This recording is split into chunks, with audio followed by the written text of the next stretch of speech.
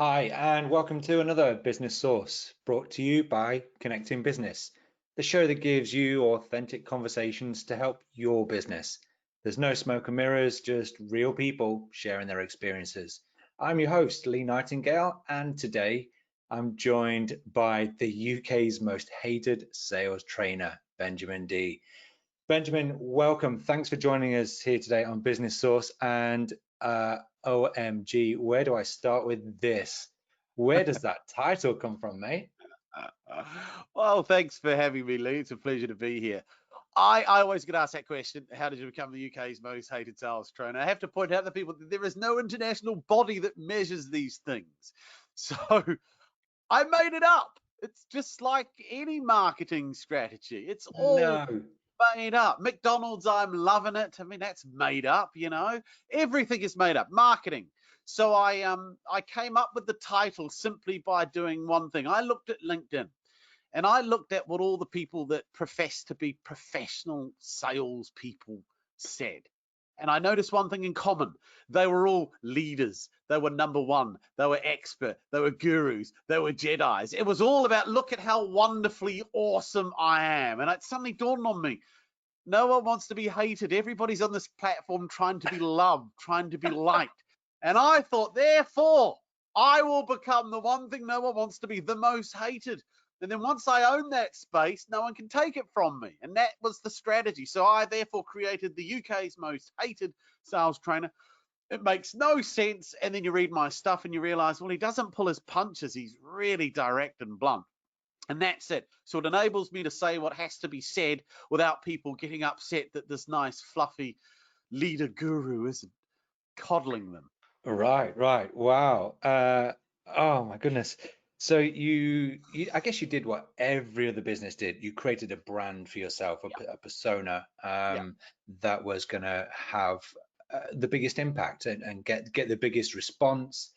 yeah. And I'm sure it does because just like I did, people actually, oh my God, are you really? How? Why? Where's that come from? And all the rest of Exactly. it. So by the very nature of creating that brand, it's instigating conversations because people want to talk to you to find out why. And then you're golden, right? I mean, you just start explaining and away you go. It's that initial bit. How do you get people to talk to you?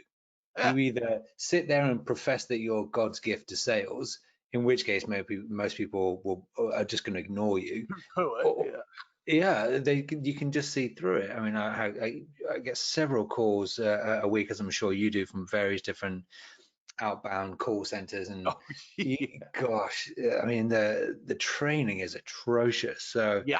It's awful. oh my goodness. So, Benjamin, Yeah. aside from the this persona, this brand Mm. that you created, what do you do differently? Because I'm detecting there's a huge amount of difference between your approach and a an approach that's uh, different to yours, meaning because I want to be respectful to other approaches. Yeah. Horses for courses, not everything's for everybody, and your approach doesn't work for everybody, I'm sure. But traditionally, you've always got this person who's going to come in and probably tell you a few not so nice things about the way you're doing things, and then try and coach you and guide you and give you some tools and tips and tricks and stuff. You're striking me as someone that's probably not going to take that approach. So how's your approach different?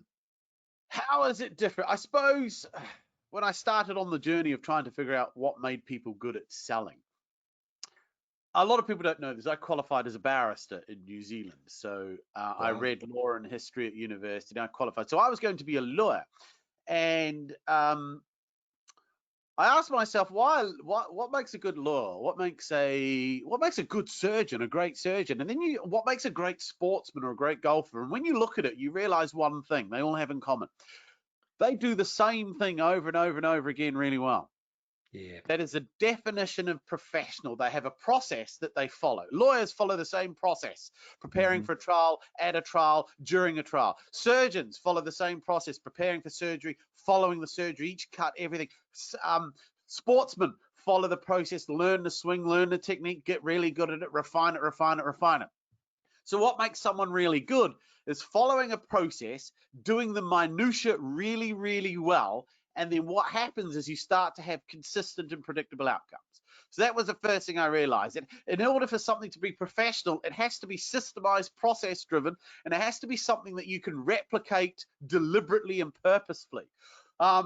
And I met a lot of great people along the way who've given me a lot of help and guidance. One guy's Marcus Kalki, is a great man. He was a sales trainer, and he taught me a lot of stuff.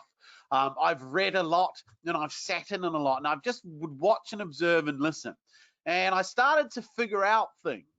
And when I started to dig into the psychology of why people do things, I was introduced to the world of transactional analysis, understanding human communication. Okay. And when you start to understand that, it starts to help you form a process and a system that'll work. So all I did was nick a lot of stuff. So I'm up front. Everything I teach is stolen. I haven't created anything. Yeah? Got to be honest about this. And people, there's nothing. No, everything I've nicked or borrowed, pirated, and I just got good at doing the stuff that all the sales books said you should get good at doing. And that's what bugs me. A lot of salespeople love reading sales books. But they don't do anything in them. What they do is they find one thing they kind of like and they do it. Maybe it does or doesn't work. And so they give up or they do it half-assed. But rather than take one package and just do it really well. So I thought I'd just start getting really good at doing this stuff, no matter how awful or uncomfortable it would be. And I just developed a style, an approach, and a technique that works. And it's driven by one key mindset. And that is that my job isn't to sell to anybody. It's to get people to convince me why I should let them buy from me. And that's when I figured out that's the key to selling. You see, the prospect is the one with the problem. I'm the one with the potential solution, which means I'm always in charge. But if most salesmen see the prospect as in charge, and then we go back to why? Well, the man with the money makes the rules. And that's what I realized. Salespeople are so obsessed with outcomes, they're not actually obsessed with how they get there. And then I thought, well, that's not how a lawyer behaves. That's not how a surgeon behaves. They're never thinking about the outcome of a trial. They're never thinking about the end of the surgery. What are they focused on? Every single question and evidentiary hearing up to the point the jury goes out. The process, every cut, every incision, every suture. And when people say to them, so why do your patients not die? Or why do you win trials? I never say, it's my winning personality. You know, they never say, you know, good timing, right product, right place, right time. Yeah, my presentation. No, I'll tell you why. I've done this trial 100 times. I know every question backwards, sideways. I know what they're going to say when I say this. I know every cut, every incision. And I do that over and over again. And because I do it well, the outcome is usually what I don't always get the outcome I want, but most of the time it will be right. And if it is right, great. If it's wrong, then I look, was it some intervening act that prevented me from getting there, or did I fail? And if I failed, I'm negligent, and ergo I try to get better and fix what I did wrong. Or if it is intervening third-party act, I say, well, them's are the breaks. Sometimes it's just not meant to be. So that's it. Absolutely. The underlying tone from all that fantastic stuff there, something that's sticking out for me is having the responsible mindset, being responsible for my own outcomes, being responsible for my own education, self-development, my own knowledge, because the business gives us so much, you know, in marketing, collateral, and case studies, and blah blah blah, all that stuff that we regurgitate out. But that's not what makes us different as salespeople. It's how we connect and build that relationship with the people that we are hoping is going to buy our product. So do you want to just explain to me about the approach around sort of emotionally and then intellectually buying? Because I think that's quite key, right? Salesmen pay lip service to these things. So you ask the average salesman, can you explain to me how a human being buys anything? Not a prospect or not your customer, but how does a human being buy anything? And they all give you the same answer. Some of them get it, they go emotionally. You get some that'll say, a lot say, well, it's got to be something they need. There's got to be a desire. There's got to be a want. They give all these, and it's like, yeah, but why? You do this every bloody day. How can you not know the answer to this question? That's like asking a lawyer, how does the High Court work? Oh, I don't know. I've just been coming here for 20 years and stuff happens. They know how it works. So you ask a salesman, how does a human being buy? And they give you the talk, well, they buy emotionally. Yeah, but what does that mean? Well, they've got to have, so how do you get them there? Well, I suppose you've got to show them. No, you don't show them. That's not it. So they don't get it. So this is a problem. And so this is what I didn't create. This is true. Every purchasing decision you've ever made, be it from your house to the toothpaste in your bathroom, is 100% emotional 100% of the time. So you ask, I use the toothpaste example because it's really good. And I ask people, because there aren't many of us out there, I ask, do you have a tube or a pump in your bathroom? Which do you have, Lee? Do you have the tube or the pump? Wow, we are going personal today. I have a tube that I squeeze. A tube. And I always make sure it's full at the top. I never squeeze from the middle. So there's your little fix. Every morning you're rolling up the bottom and trying to make sure it's there, right? So exactly. So I hate that whole experience. I have the pump, sorry. The pump, you get less toothpaste and you pay more. But every morning I squeeze that pump. It's the same amount. It sticks in the same spot. It's not moving around the bath. The sink always moves somewhere. You got to roll it up, and then you squirt it out, and you miss your toothbrush some mornings, and it goes into this. All of that. That frustrates me. So I buy a pump.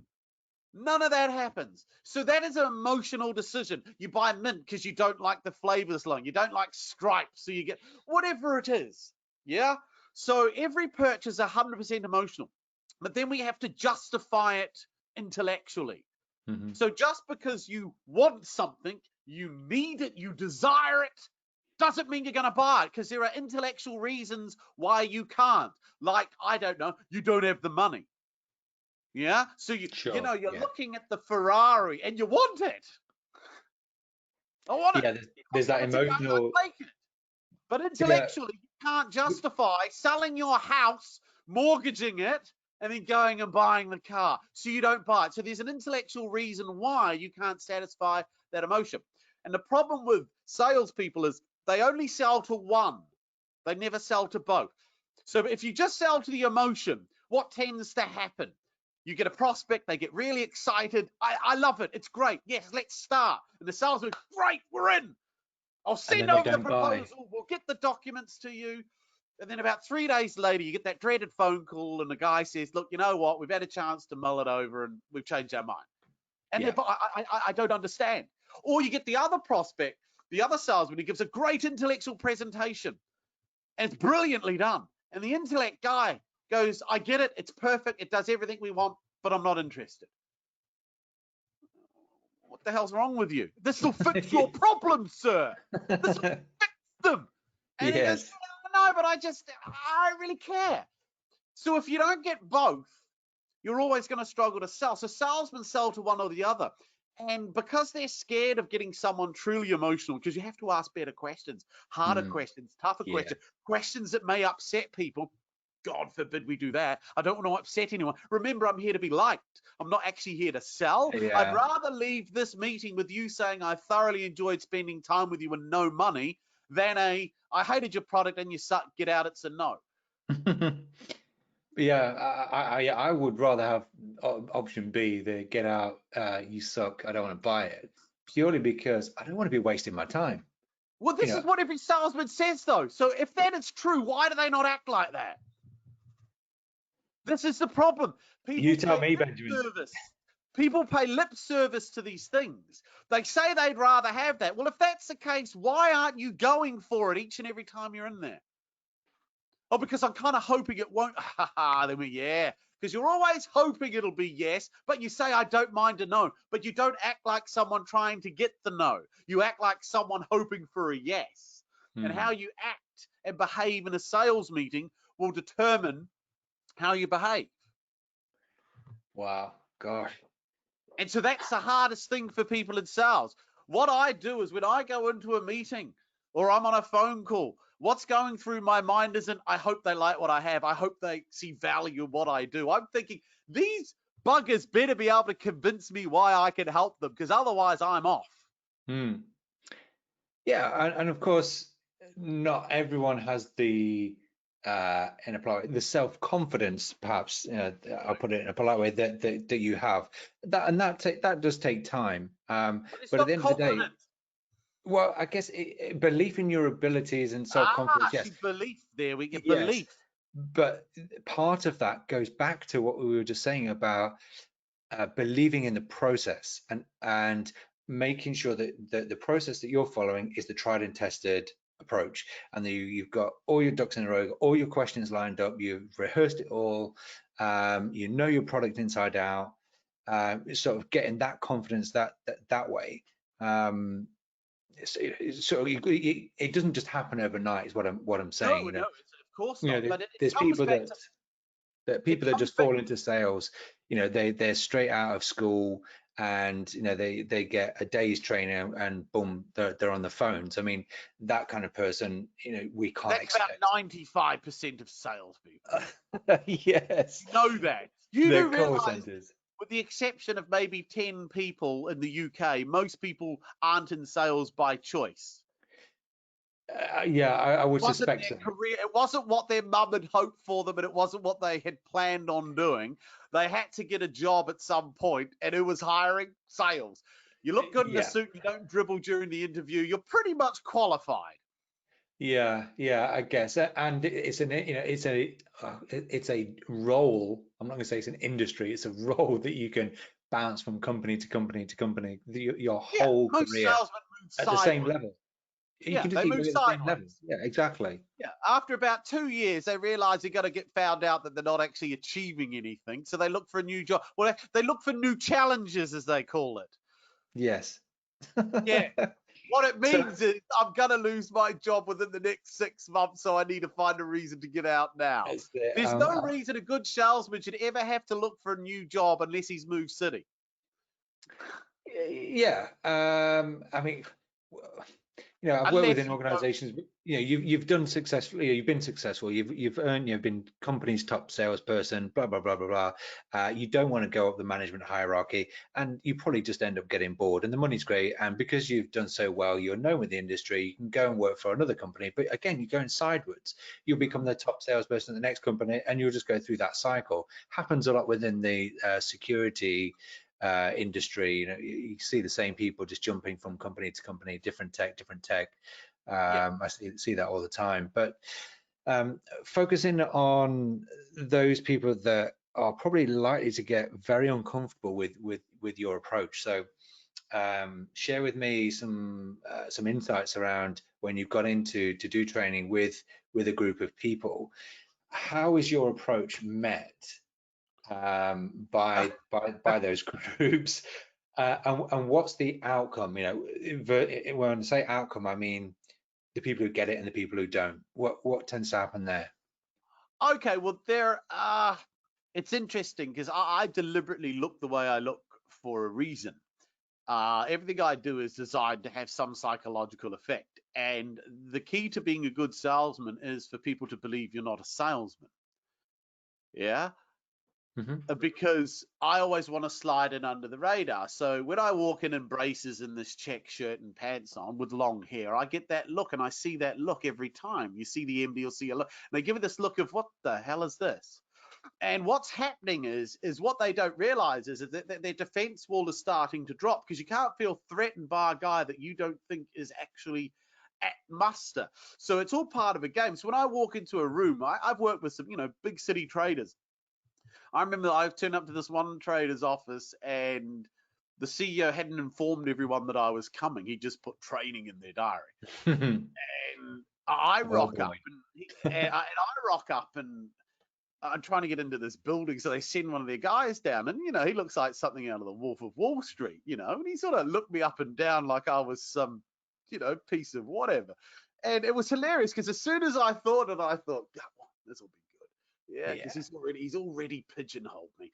And so they invited me upstairs, and then I walk into the sales floor, and everyone looks at me. It's like, what? And they all look like proper traders, and I look like an absolute numpty.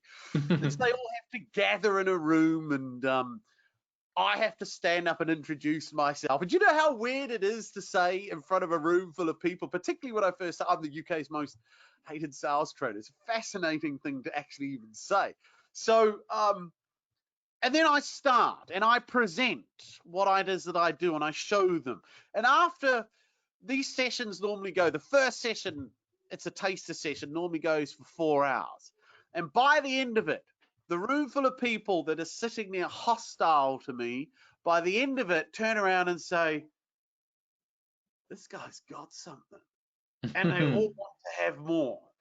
Yeah, and they realize that everything I teach they can do, but they also realize very quickly it's going to be very hard to do, because I go in with the procedure. I don't care what people think of me. That's a great thing for a salesman. I don't care. So I'm not there to be liked. Now, there's a difference, but if a salesman believes being liked is necessary to sell, he will act and conduct himself in a manner like someone trying to be liked. I don't want to be liked. I want to be trusted and respected, like a doctor or a lawyer. And the only way I can do that is not by mollycoddling you and treating you with kid gloves, but I'm going to ask you those awkward, horrible questions that you don't really want to answer and you don't really want to share. Because the more I do that, the more you'll appreciate this guy knows what he's talking about, because only someone that knows what he's talking about would feel comfortable asking these types of questions. And so the reaction to me at first is, this guy's an idiot. I don't think there's anything he can teach me. In fact, the CEO of this particular company had a spy in there. And he said, look, we've built a very successful company doing it our way. I want you to see what he does. I want you to pick holes in it. And they couldn't. And I ended up working with them for over just nearly under a year. So the reaction is always the same. I don't think this guy has anything. And then they hear why it does. And they realize that it works, because the only reason I'm there is everything I did to them, I did to their CEO. And when you get in front of a room, when I turned up to one company, I got confused for being the painter. I was then confused for being the delivery guy. Yeah. And then I get in front of these guys and people look at me and I say, I'm going to be honest with you. If you say this won't work in your world, ask yourself one question. How is it that Benjamin's here today doing this? Yeah. Because everything I did on your boss, and he's just like the guy you're trying to sell to. So don't tell me your prospects are different or special. You're trying to phone people like your boss. I did this on him, and here I am. In fact, he said no to me, and then I said no to him, and then he came back and said I'm in. How did I do that? So I'm going to show you. But I shouldn't be here if you genuinely believe that what I do doesn't work. Yeah, I guess that's almost a show, not a showstopper, but that's it must dumbfound them, because it is like a great big actually, yeah. How did he end up here? There has to How be did he something. convince our boss? Yeah, Yeah, and there's they got go, to be oh, I'd something love in to it. know what you did, and then I show them. And normally the CEO, because he's only seen it for the first time, they look at it and go, you son of a... I can't believe that. Yes, you did do that. You did say that. Oh, yeah. And they get it, and they little bow, and they go, oh, I Yeah. see what he Well, did. if it's worked on him, and he's a smart guy, right? So, Yeah, um, everybody I work with are bright people. They just don't like, and that's the problem with salesmen. They like to be the smartest guy in the room. I don't have a problem acting like the slightly dumb guy. And who did I learn this from? Who do you think I picked up? The world's greatest salesman is a TV cop.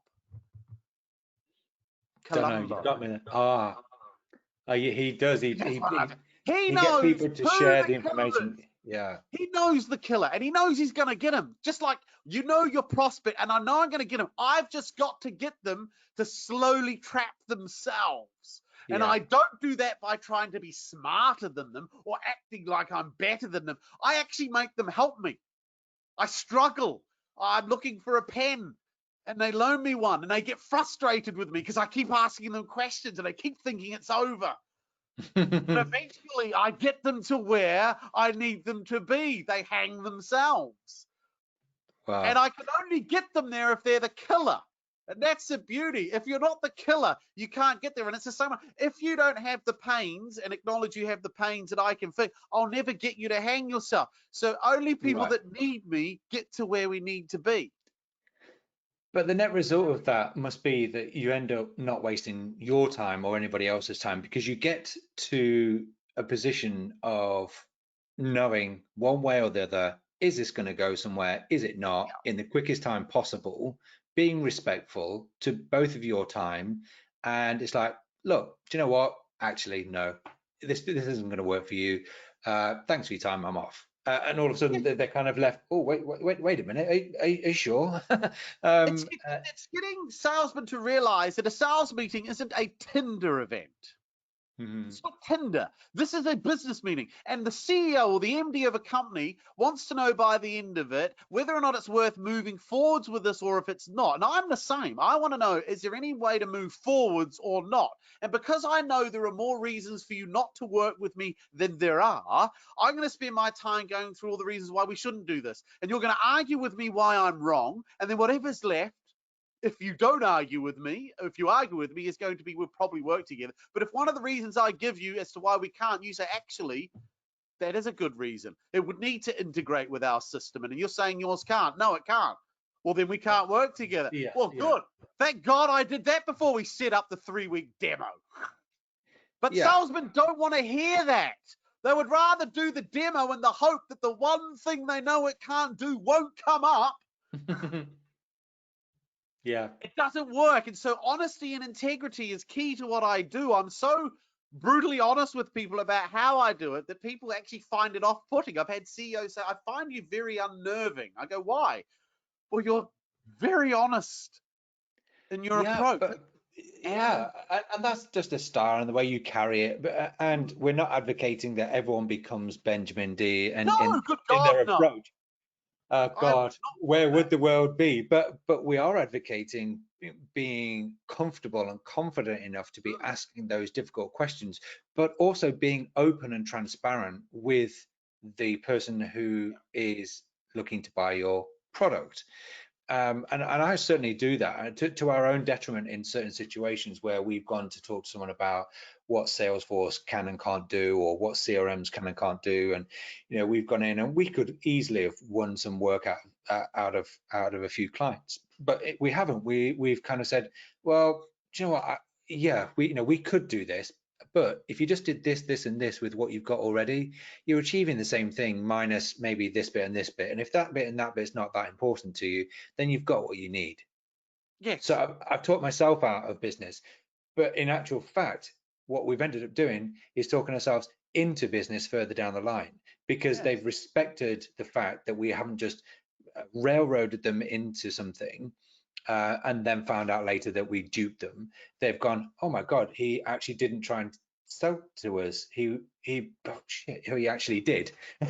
He wasn't trying to sell to us. He was trying to be helpful and help us problem solve and got to us a different way. And we've ended up winning business further down the line because people come back to us and remember the experience they had with us. Well, yeah, the purpose of selling is, and I say it's to get your fees on your terms, but both parties walk away satisfied. Salesmen don't seem to appreciate the walking away satisfied is just as important. There's no point selling somebody something that you soon discover can't do what it's meant to do for them. If you're only transactional, just get the money in the bank sort of salesman, and many are, because many are desperate, needy, and Yeah. skint, they got to hit their target. It sets up headaches in the long run, and it creates fires that have to be fought. And so it's really important. And it's the other thing is getting your fees on your terms. Anybody can discount.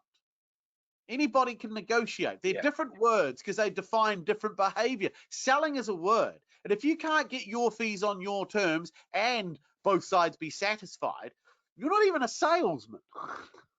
No, no. You've clearly not explained what your product does and the value it brings and the problems that it's going to solve for that particular person well enough, because all you're then doing is either dropping your pants on price to try and shoehorn it in, Mm. or committing to something that it's never going to be able to do, and then all of a sudden your renewal rates are going to start to plummet because people realize it doesn't work, or you don't even get past the trial stage. So being that upfront, open, honest, blunt, I'm not going to use the word brutal, but possibly. Yeah. Yeah, so I'm imagining not everyone can follow this approach. So No, what most do you, 80% of people can't. right. Not because they're intellectually incapable, it's just that it's uncomfortable Mm, changing. There are no bad prospects. There are only bad salesmen. So the world doesn't have to change for you to sell better. You have to change to sell better. And mhm. most salesmen don't want to change. They're what I call at leasters. They do just enough to get by. At least I just missed target. At least I nearly didn't get fired. At least I'll make commission this month. So if they can hit the at least category zone, they're fine. Yeah, most companies are happy with that. He said, this is what managing directors find frustrating. In law, in sentencing, there's a principle known as the least sentence consistent with justice. So the prosecutor wants to get a decent high sentence. The defense lawyer wants to get a low sentence. But if you go too high, you'll lose on appeal. If you go too low, you'll lose on appeal. So you try to get the Goldilocks zone. You want to get a sentence which the court above may say, well, it is a bit tough, but it's within the discretion, or it is Mm. a little bit low, but it's within the discretion. So you're aiming for that. Salespeople behave like that. They do just enough work to be relevant. And the number of MDs you meet when I say, well, why don't you just fire them? You're telling me you could be earning so much more. They're not making the money that they should be. Yeah, I know, but they do bring in they do bring.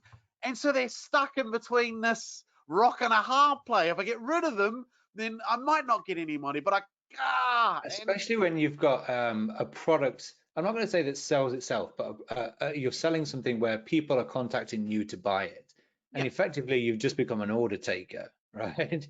there you Um, are. You've just described most salesmen. That's yeah. why COVID has been beautiful. It's been a reset button. The number of MDs I've talked to that have said, you know what? I've actually been able to fire my sales guys, but the same amount of money's still coming in. Well, that's the point I was going to get onto. I was working in a sales organization once where we had a renewal retention rate of 76% if there was not one salesperson there.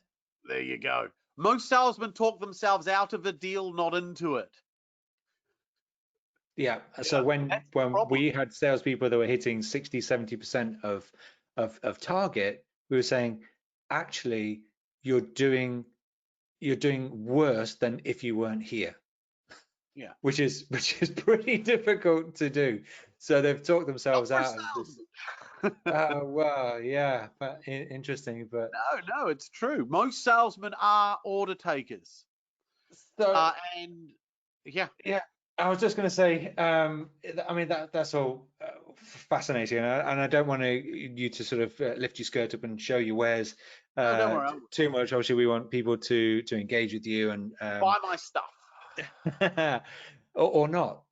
or not, as the case may be. You've got to convince me I should sell it to you in the first place anyway.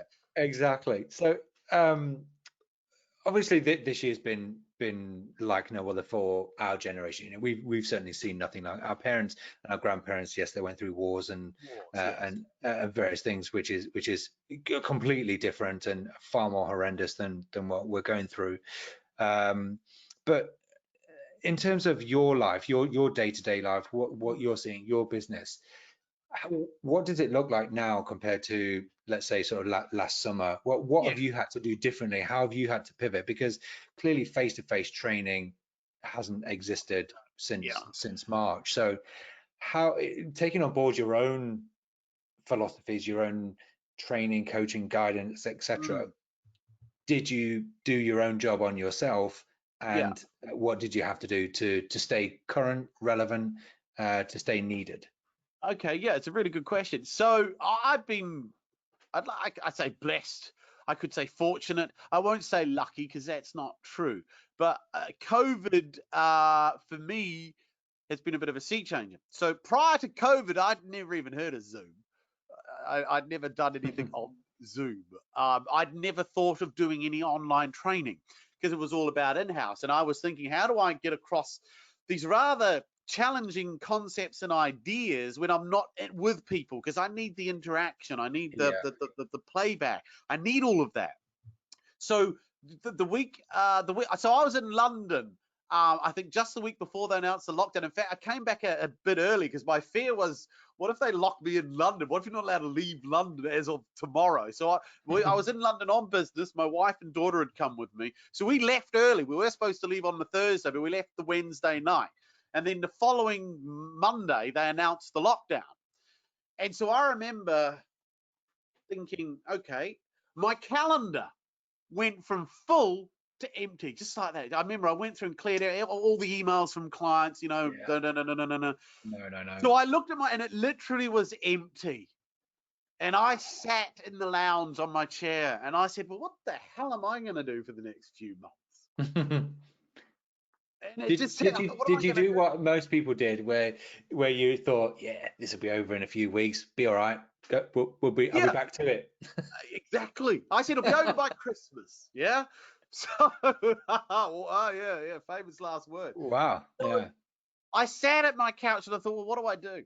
What do I do now? For the last 3-4 years, I've spent years building up a brand on LinkedIn, and I've had a very clear strategy.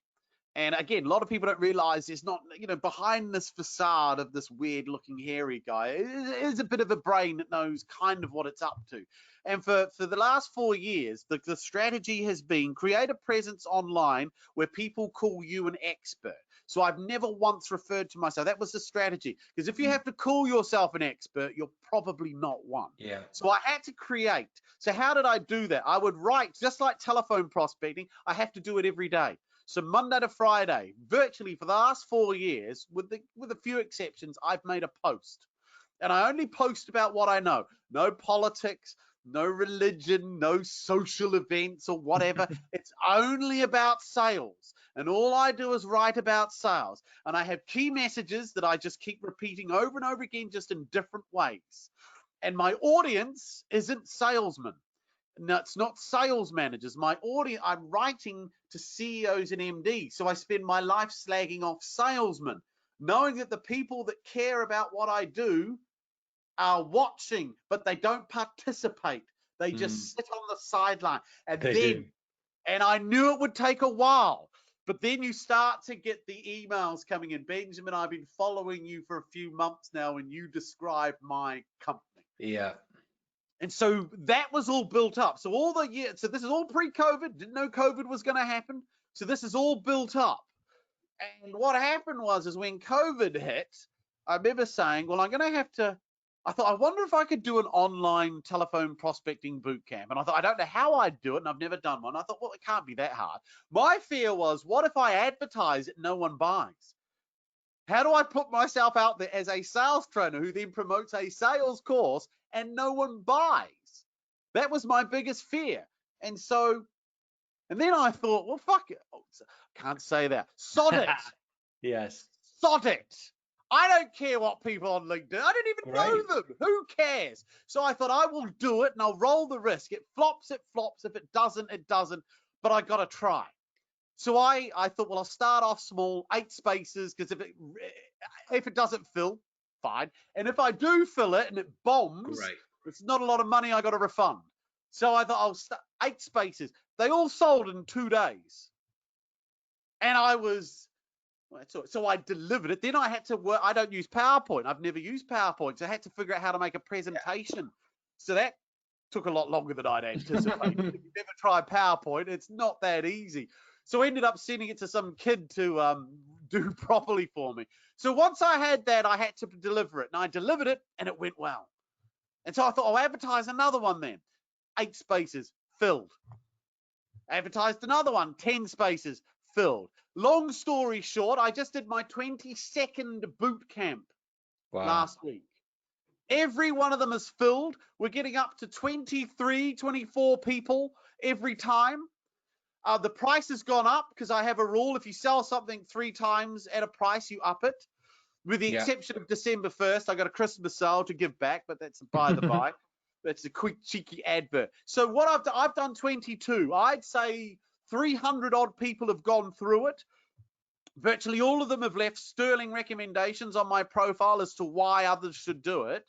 And on income wise, I've probably generated about £200,000 during COVID without having to leave my lounge.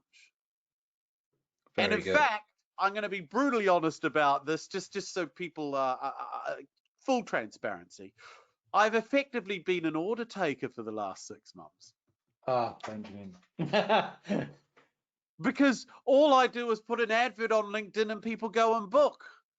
I've done 3 years of building up the sales. Correct. Yes. So the sales job. People emotionally believe I can help them. Now they've got the intellectual justification. Gotcha. Yeah. So it is a form of, they call it social selling, I think is the key. I call it years of marketing, building a brand, delivering on what you say, and now people trust it because they know it. And I've had 300 or so people. I think I've had 2 people who've expressed that they weren't too keen on it. I'll take those odds. Yeah, that's fair enough. That's been years in the making. It took me. It's taken me 5 years to be an overnight success. You know what they say. Thanks for sharing that, Benjamin. The real Benjamin D. Please stand up. What's been your keys to getting you through this lockdown period? Because obviously you've been you've been really busy generating all that, and that's cool, and it's fine that people have been successful during this period. Yes. Many people have. It's okay to say that. But you're still sat at home in lockdown, 4 walls, etc. So what keeps you mentally strong, motivated, fit, healthy? What did any of that have, did your life have to change in that way, as it did for many of us? Oh, I think on that front, I'm probably letting myself down a bit, I would say. Yes. I mean, because everyone, it's one of those things. It's not easy. It's not hard to stay fit. It's just the thought of staying fit that's hard. And I'm not really a runner. I don't know why. I just can't. See, I like going to the gym, because at the gym, when you want to finish, you're still in the same spot. If you're doing a run and you decide, stop this, I don't want to do it anymore. It's like, well, I still got to run home, that's bad. I'm lazy like that. I've kept myself busy, though. You are right. Thinking of various things I could sell, different boot camps I could do. Then I started selling coaching. So just selling a one-off coaching session or buy a package. I set up coaching.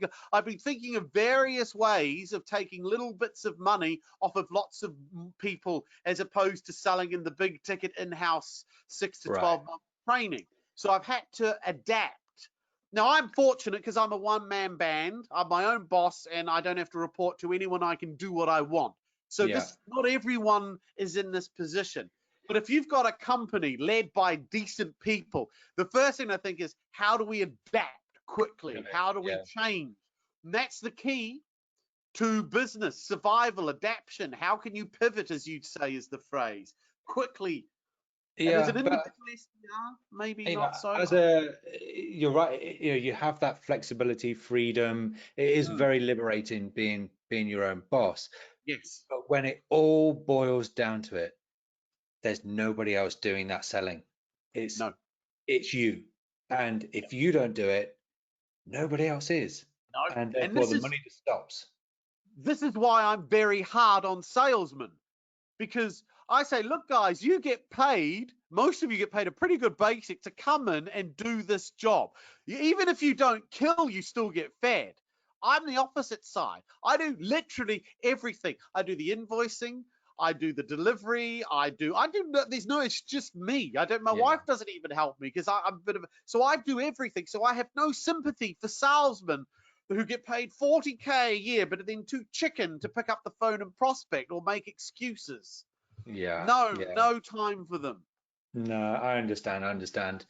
Benjamin, we have to start wrapping it up now, but do you, in terms of you learning, obviously you don't profess to know it all, you've got a great approach, that's fine, but even you as an individual still need to grow and learn. And along that sort of train of thought, do you have any books or websites or films, I like do have a book. documentaries, stuff that you can share with people that they'd be well Yeah. advised to read or watch? Yeah, so my advice, and I do this a lot. There are many sales books out there that you can read. Dime a dozen. I mean, you could Mm. never get through life and read them all. So if I was, so this is the one piece of advice I give about sales books.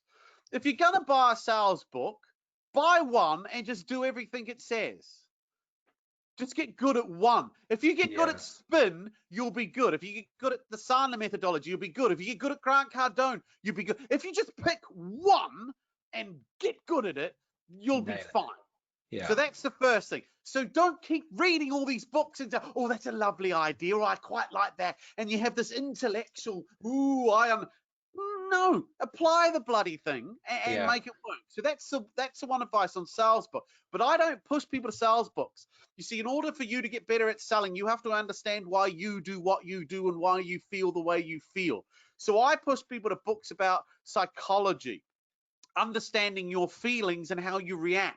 And this is a great book. I'll see if I can get it up there. Really hard to get a hold of. How to Run Your Own Life. By uh, Meininger. Meininger. Okay. Meininger. Very hard to get a hold of. And this book helps you understand why you think and feel and act the way you do. Because this is a rule. If you want to get better at selling, your job is to make people feel comfortable. And the only way you can make someone feel comfortable is by understanding why you get uncomfortable. Because the moment you become uncomfortable, you make others uncomfortable. So once you can control that, once you figure out how not to allow yourself to feel uncomfortable, selling is so much easier. Fantastic. Uh, uh, Great. I'm going to try and search the web, try and do that. Last But time you, I looked for it, it was like 500 quid. wow. It's it's an odd book, and I don't think it's printed. But if you can find it, hold on to it for dear life. But the key thing you're saying is don't cloud yourself with trying to pull out all these best bits of all these different things, because on their own, all these individual bits don't mash together They as don't a process.